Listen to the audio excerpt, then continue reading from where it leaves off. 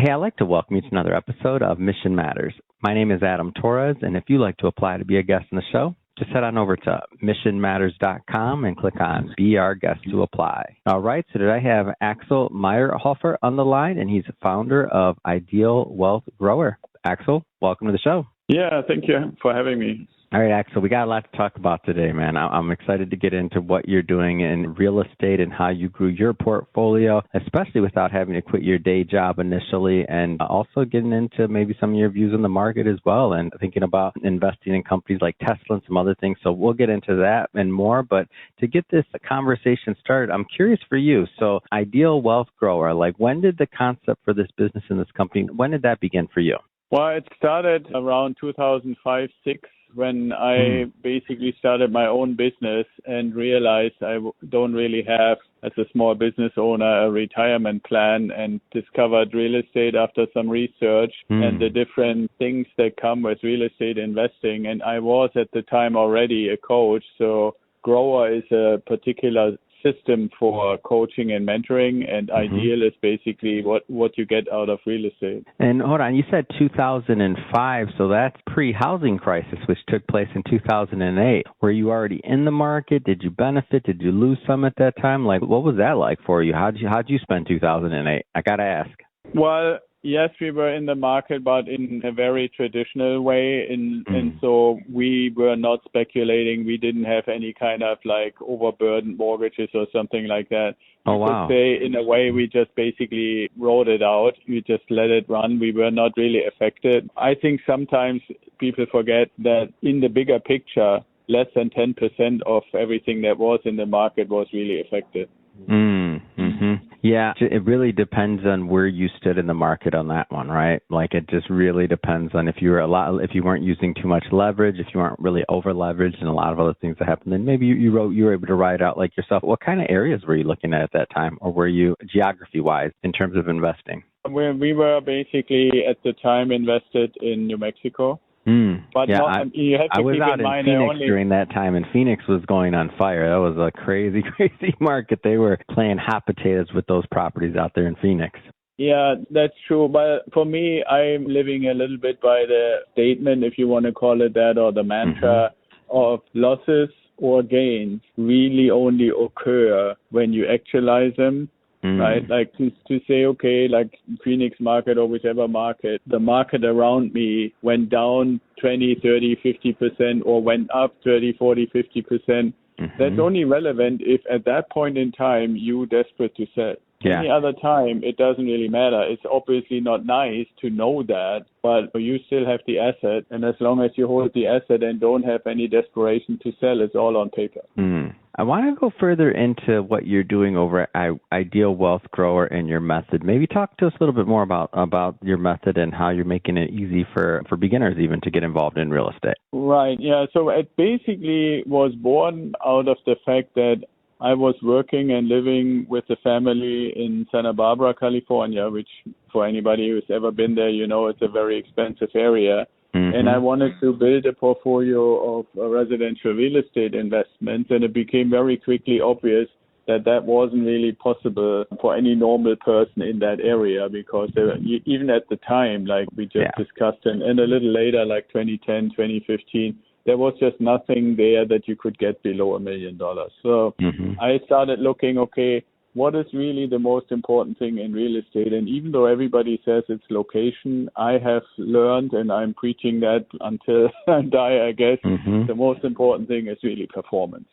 Right? How do you get your money to provide good performance? And so I looked at where is the performance between my investment and what I can get out of it good. And I discovered basically, you could call it the heart of the country, like the first investments were in Idaho and then Illinois and then Ohio and Florida and stuff like that. So I looked at where can I find property that perform well. That was number one. And then the methodology includes to say, okay, if I'm living and working in Santa Barbara, California, and the performing properties, let's just say for the sake of argument, are in Ohio, well, then I can't be there, and I cannot, if anybody calls me and said, hey, I have a problem with the house that you're renting to me, can you come and fix it? No, I can't, right? So that meant we needed to find a way, and the way that I discovered at the time is called turnkey investing, where you basically buy a property that an organization renovated, then the organization puts it on the market just like any other realtor, and then they also manage it if you buy it. And that combination, those three things together allow you, and you mentioned it earlier, that allow me and anybody else who joins our program to keep doing your job, keep doing your work, and the property has been renovated, has been and is being managed by the organization that originally found it, that knows everything about it, and that is running it for you, and you're paying them for it. And you're giving up about 8 to 10% of your rental income for the fact that you don't really have to bother with anybody other than collecting the rent. And so is it like the structure? Is it like a syndicate? Give me a little bit of feeling for like the actual like real estate structure on the back end, or like who owns the property and like that piece of it. Well, the biggest thing and important thing that I wanted from the get-go, and that is still true today, is that I wanted to have the full control of the owner. Right? So we are purchasing the properties with our clients. They own the title, they own the property, they own the financing, they have the full control. And that also means they determine who they want to hire for property management, but at least in the beginning, it obviously makes sense to hire the same company who renovated the property. Yeah. Right? So that's from a principal point of view. But what it also does, kind of like as a secondary effect, is that when you do that you also have the benefit of not having to be anywhere close. So it frees basically this whole aspect that a lot of people think, I can only invest in properties that are within 30, 45-minute driving distance. No, you can live 1,000 or 1,500 miles away and own properties that perform well. I wanted to go a little bit further into that concept of investing in, I don't know if you want to call them maybe underdog properties or properties that may not be, A properties, and you're looking more at performance. Can you go a little bit further into that concept and what you found? And I think you used the words like you're preaching that or telling that to anybody that'll listen, but go further into that concept because you don't hear that too often. Well, the thing about it is, if you ask yourself, who would be the typical investor? That is somebody that has most of the time established a pretty good solid income and doesn't need all the money that they make for paying for their life, so they have money left over to say, okay, now I want to invest some of my income. And if you look at it that way, then one of the things that we oftentimes and I oftentimes find is that when you get to that point that you have disposable income to invest, you have established and found what kind of standards you're looking for yourself and for your family. And when I say the underdog properties, what I mean for the most part is that I teach people not to look at the property that we are evaluating through the lens of could I see myself living there, but through the lens of performance. And what you will find when you look through the lens of performance, it doesn't have to be the flashiest, nicest, most elaborate, most elegant, most granite countertop house. It needs to be a house that is solid, that is updated, that provides a family a good home that they will appreciate for a fair rent. And those are two different kinds of things, what you would like for yourself and what makes most sense for somebody who has the goal to transition from renting an apartment to renting a house for their family. Yeah, I can see that. And do you have a preference towards geographies? And also, two different things here. Preference towards geography. Now, I know I asked you earlier in the conversation, you mentioned you did some work in New Mexico, but nowadays, any preference in geography, number one? And are we talking single families, commercial, both, all of the above? Like get into that piece of it, please. Yeah, so basically, in a way, geography, like I said already earlier, the heart of the country, anything from Tennessee, Ohio, Kansas, Illinois, Idaho, and so forth, or you could call it Midwest and Southern states.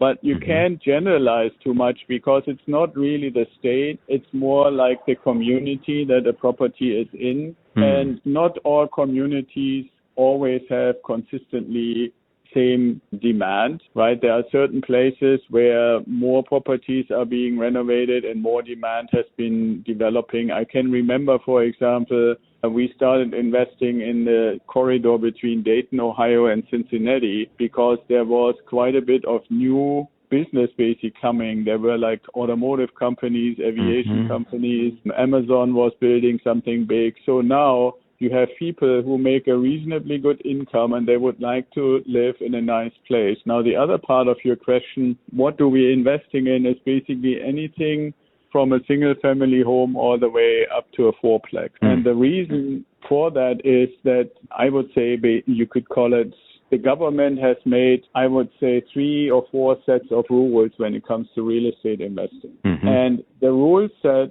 for what I call residential real estate investing, meaning single family up to fourplex, duplex, triplex, and so forth, is one set of rules which is kind of similar to what you also get to know when you buy your own house. As soon as you go to more than 5 doors, so if it's not a fourplex, 4 doors, or let's say a 10-unit apartment complex or 20 or 100, it's a totally different set of rules, mainly for how do you calculate performance, what kind of financing can you get, what kind of experience do you have, who do you need to work with, and on and on and on. It's basically, I use the analogy, what we're doing is basically, let's say, plumbing, and we're really good at plumbing, and you go to the next thing, like the 10-unit apartment complex, it's basically similar to, let's say, you're a carpenter, right? And can you be a plumber and a carpenter? Maybe. I have decided I want to remain to be a plumber, then other people want to be carpenters. And if you go to, like, let's say commercial, right, you want to have like office buildings and stuff like that, that would be like becoming an electrician. Now, can you be an electrician, a plumber, and a carpenter? Even more doubtful, right? Yeah. So that's kind of the analogy that I'm using. I like to be a really good plumber. Somebody else can be a really good electrician, and somebody else again can be a really good carpenter. And there are a couple of other professions out there. Now, I really mean it in that sense of, mastering a certain set of rules and a certain type of thing that you do. And if some people say, well, I want to learn something else because I feel there's nothing else for me to do anymore in plumbing, okay. I'm happy when clients say, okay, I also want to own a 20-unit apartment complex, as long as they're aware that they're basically going all the way back to being an apprentice. You cannot be a master plumber and say, now, just because I have a little extra money, I'm going to be a master electrician. It doesn't work that way. Yeah. That's great. That's a great way to think of it, Axel. So final question here. I'm just curious about your view on the market overall. And so thinking about the next 12 to 36 months, you've been preaching and talking about investing in growth companies like Tesla or maybe some other growth companies. Maybe just your views on the market to close us out. Well, part of the reason why I brought this up is because I am obviously also in favor of diversification, which doesn't mean 50-50. I'm still convinced that having a real estate portfolio is probably the safest and most longest term kind of investment you can make. But then you want to ask yourself, okay, how can I participate in other growth or high performance areas? And one of the high performing things, I guess everybody is by now totally aware of it, is AI. Right. And so then the question becomes, okay, well, if I like to participate in all this emerging AI stuff, what could I do and how could I do it? Yeah. And why I mentioned Tesla, most people still to this day, partially also due to the media, see Tesla as a car company. But when you really look at what they're doing, and it's not just what Tesla as the company under that brand name does, but who are they connected to? Right? Just for a moment, if you say, okay, well, Tesla is a publicly traded company, but they are sharing resources and helping each other with a company called X.AI, which has the largest in the world current data center that is serving Grok, Twitter, and all those kind of things, right? That's all under X.AI. Then they have engineers from SpaceX that come and help when it comes to some kind of material science questions and stuff like that at Tesla. Then they have huge data centers because Tesla is working on getting autonomous driving out there. And for anybody who's interested in to ever Google it or so, you can go out and put in a robot named Optimus. That is the humanoid robot version that Tesla is currently developing. So when I'm asking myself, okay, where is this age of AI or age of abundance going to go? Are we going to have cars that can drive without a driver? We're going to have robots in manufacturing. We're going to have robots in restaurants. We're going to I could actually see myself having a robot at home cleaning and other stuff that I would like somebody to do so my wife and I don't have to do it anymore. So AI, oftentimes people right now see it more like, okay, I can go on ChatGPT or some tool like that and ask it some things like Google. But when you think a little bit, like you said, 36 months into the future, AI will take over a lot of things that we are currently familiar with doing ourselves or where people have a job. And so if there's a company that does transportation, does energy, does robots, that's part of the reason why I think look for those kind of companies like Tesla that don't just do software, but that do something that is applicable in life, in regular daily life, and that we can actually, you and I and anybody listening to us can actually understand. Right, and I think anybody can understand that if, for example, the wages keep going up, then places like McDonald's and Starbucks and so forth, they're going to sooner or later have a humanoid robot there to serve you. Yeah, that's got to happen, Axel. I agree with this. I'm just saying, who's going to make them? Yeah. Yeah, exactly. Who's going to make them? Exactly. No, I love it. Axel, this has been great having you on the show. You got a lot of food for thought on what's going on with AI. Obviously, what you've been able to build and help others build in real estate is amazing. How do people follow up? If they want to learn more, if they want to learn more about your ideal wealth grower system, how do they follow up? How do they connect with you and your team? Well, the easiest is to go to idealwealthgrower.com, and in the top right-hand corner of the website, you find a little button that says Discovery Call, and you just book a call with me. We talk about where you are, what you're looking for, and if I can help you. Amazing. For everybody listening, just so you know, we'll definitely put some links in the show notes so that you can just click on the links and head on over and connect with Axel. And speaking of the audience, if this is your first time with Mission Matters and you haven't done it yet, hit that subscribe or follow button. This is a daily show. Each and every day we're bringing you new content, new ideas, and hopefully new inspiration to help you along the way on your journey as well. So again, hit that subscribe or follow button. And Axel, thanks again for coming on the show. Thank you for having me, Adam.